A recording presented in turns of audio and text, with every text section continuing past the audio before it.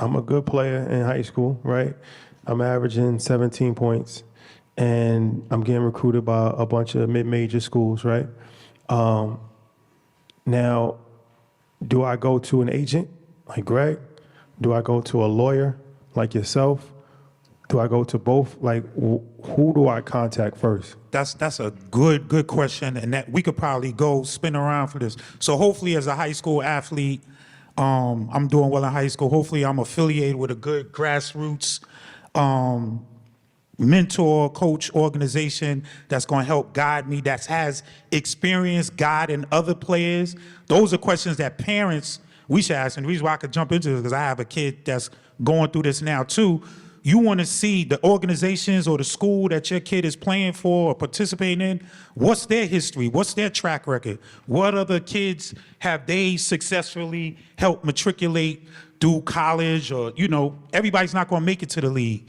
So, so those are the things that I look for, like what kids went through that program. But for me, I think a lawyer, I'm biased, but I think a lawyer is a critical part of the team for any family making any decisions, because once contracts are involved, you need to make sure somebody's going to fully advise you and explain, every provision that's in there, and don't take things for granted. The agent is probably more so important in college basketball than ever before. Somebody like a Greg, because now kids are entering the portal after 1 year, going to another school to get more money. As a lawyer, I'm not in that world every day to know what college is looking for a point guard or a running back or a quarterback. An agent is probably way more versed at helping a kid just navigate his way through college before you even get to the pros, because now you got the portal that's helping kids go to school and get paid more money than what they did when they came out of high school. But I think it's a whole collective, the team, the person they trust from the grassroots, the lawyer that's going to advise you and the family and the parents, the agent that you could trust. And it's kind of like a checks and balances, You don't want the agent putting something in front of you that you don't understand either. That's my 2 cents. Greg, talk about the portal, because we're seeing kids that's transferring every year.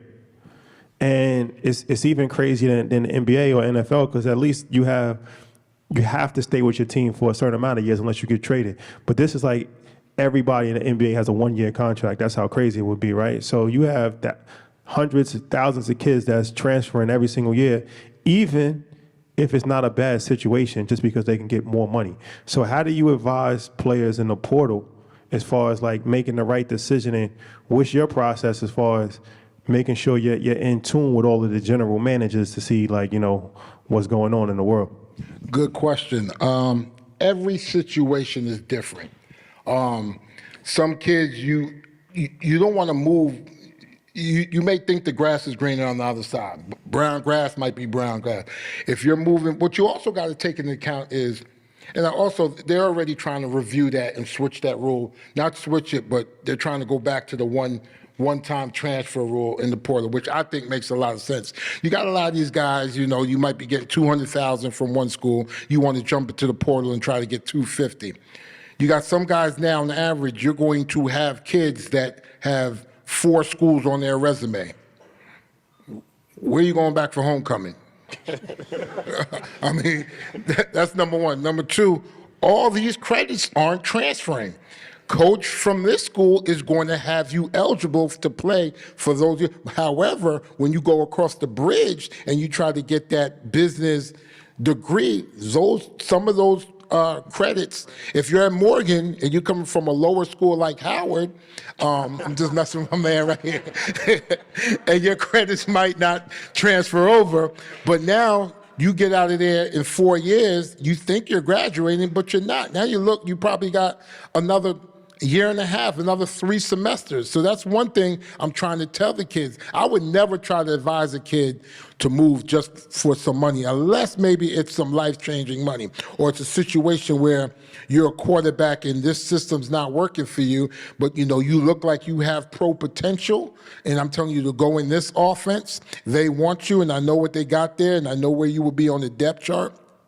I think that's the advantage of that's the difference in sometimes going with an agent versus a lawyer.